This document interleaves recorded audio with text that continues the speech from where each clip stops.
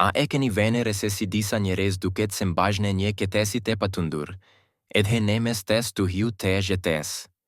Si mund të bajne ata të flene pa shketesime? Ndjer kohe ke shume prejnë shkalojme ore të tëra duke u këtjer të hektir. Mengjet tona të ngarkuara me shketesime. Bota moderne nuk në le asnjë cast pushimi. Ndërsa notifikimet e panderprera, afatet profesionale, per gjegjesite familjare dhe lajmet shpesh alarmuese. Mendja jone rallehere eshten e pake. Por sot, do të ndajsh me gjunje sekret mijera vjecarke digitaret e islamit I kanë kaluar brez pas brezi.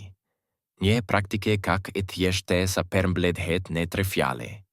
Por kak e fukishme sa mund të transformoje krejtesisht marrëdhënien tuaj me gjumin. Me veten dhe me krigjuesin tuaj. Nëse gjeni të gatshëm të zbuloni se si të çlironi zemrën tuaj nga pesha e perditshme dhe të riktheni atë kete si ke duke të ke paritshme. Vazhdoni të shikoni kete video deri në fund.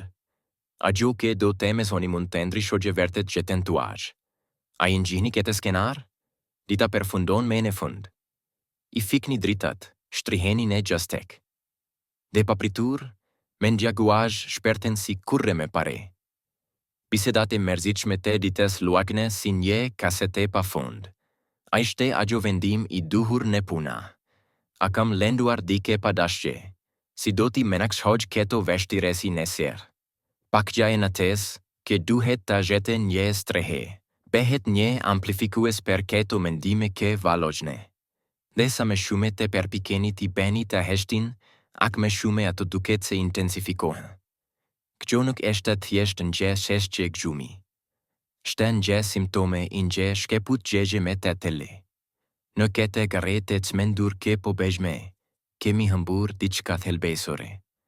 Ate litët gje të shenjte ke në litët hene kuqtun se në nuk e mbajme boten më bish patulat tona. Me gjith hate, ne mes te kesaj stuhi mendore. Ekziston një hapesire e ketesi se absolut ki pret te rizbulohet. Nuk eshte në gje ven fizike mund të vizitoni, as në gje teknike komplekse ke duhet të mesoni. Ashte në gje shenjë e brendshme, ke eshte e pranishme ne se cilin prednesh, dhe ke pretjesht të zgjohet. Imagjinoni mundesine, këdum bremgji, të hikni peshen edites ashtu si që hek neje mantil të renda. Imagjinoni mundesine të merni frajme të le, të në gjeni trupin tuaj ke relaksohet dhe mengjen ke ketesohet, duke editur me siguri të plote se nuk gjeni vetëm përbales sfidave tuaja. Kin gjesi sigurie e të le. Gjo pake ke kalon qëto kuptim, eshta ajo ke mistiket islamike e kuajne sakina. Gjo ketesi hajqnore ke zbret mbi zemrat e besim të reve. Dhe ndryshe nga ajo ke mendojnë shume. Ajo eshte e arritshme për të gjite. Ne së do moment. Vetë sa nerish ne ato momente të senueshmeri se pikerisht para se të flini. Në zemer të kesaj praktike eshte në gje e vertete të melore ka shpesh ingjorohet. Ne jemi kenje të paperkriera.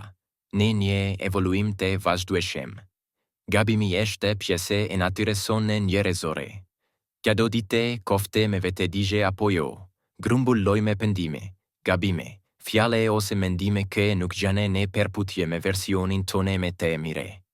Keto sargje të vogla në integritetin tone, te lena pa vemengje, behen humnera ke thithin energjine tone jetesore.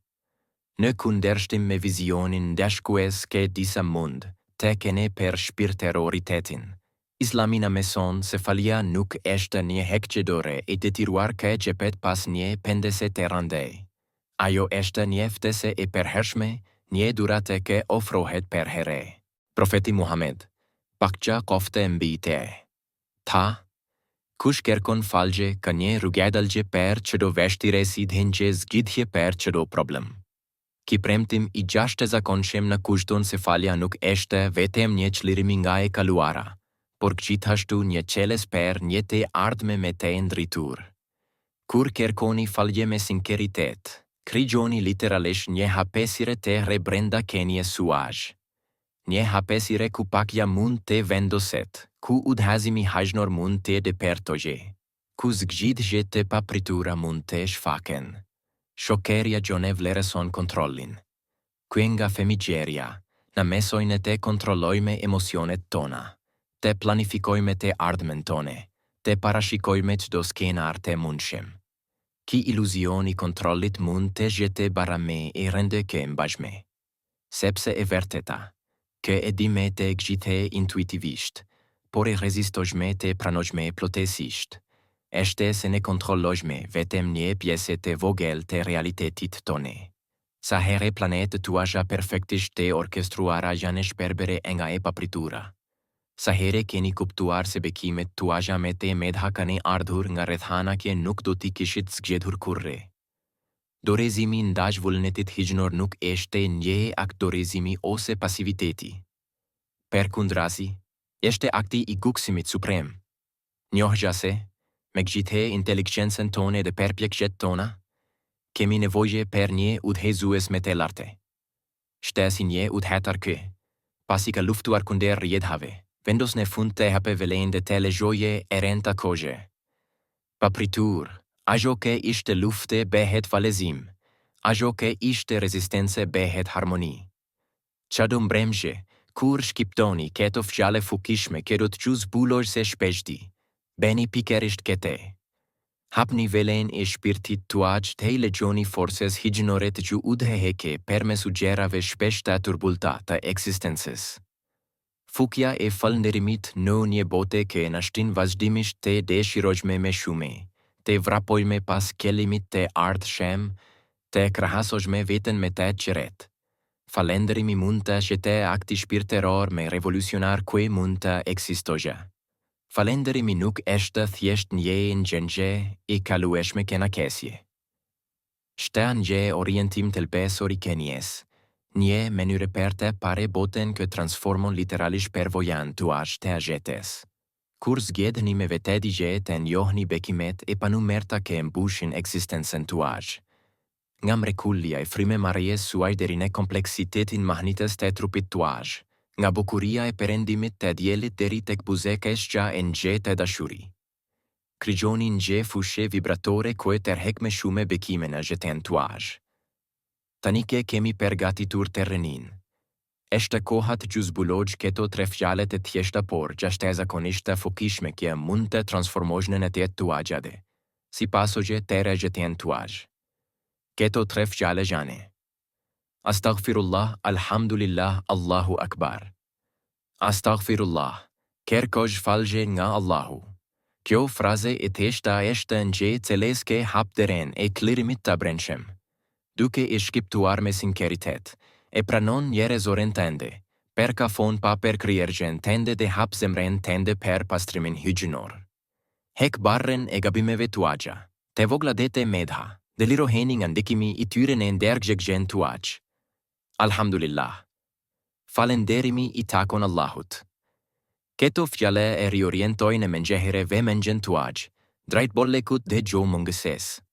Ju kujtojnë që, pavarësisht sfidave dhe vështirësive, jeta juaj është mbushur me bekimet e panumerta. Falendrimi që shprehet nga Alhamdulillah nuk është i kushtëzuar nga rrethanat e jashtme. Është një njohje se edhe nis prova, ka mesime, rritje dhe mëshire. Astaghfirullah pastron të kaluaren tuaj. Alhamdulillah ndrison të tashmen tuaj, Allahu akbar siguron të ardhmen tuaj. Çdo mbrëmje, kur shtriheni për të fjetur, merrni disa qaste për të përkëndruar. Merrni frime delle, çlironi tensionet në trupin tuaj dhe shkiptoni këto tri fraza me kelim dhe prani. Astaghfirullah, imagjinoni të gjitha gabimet, pendimet dhe shkëtesimet tuaja që shperbehen në dritën e faljes hijnore. Alhamdulillah, kujtoni tre bekime të veçanta që keni marrë sot, madje edhe ato me të voglat. Allahu akbar, ndjeni madhështinë e Allahut që kalon çdo shkëtesim tuajin të dorëzohuni plotësisht në urtësinë dhe mbrojtjen e tij. Mund të përsërisni çdo frazë 3 herë ose thjesht një herë me përqendrim të thellë. E rëndësishme nuk është sasja por cilësia e kelimit tuaj. Çfarë ndodh kur e integroni këtë praktike në jetën tuaj të përditshme, dëshmitë e atyre që e kanë pranuar. Janë mahnitese. Një gjume me të le dhe me të shëndetshëm. Një ullje të konsiderueshme të anktit në të zgjim me një gjendje lehtësi dhe kartesje këto ndryshime nuk janë magjike. Ato janë rezultat i një rialinimi të thellë të një suazh me parimet universale të faljes. Falendrimit të besimit në një fuqi me të lartë. Nëse gjeni një ndryshim, edhe nëse është subtile, ndani përvojën tuaj në komentet me poshta. Të nëse dini dike ke mund të përfitojë nga kjo urtësi e lashta. Mos hezitoni të ndani këtë video me ta.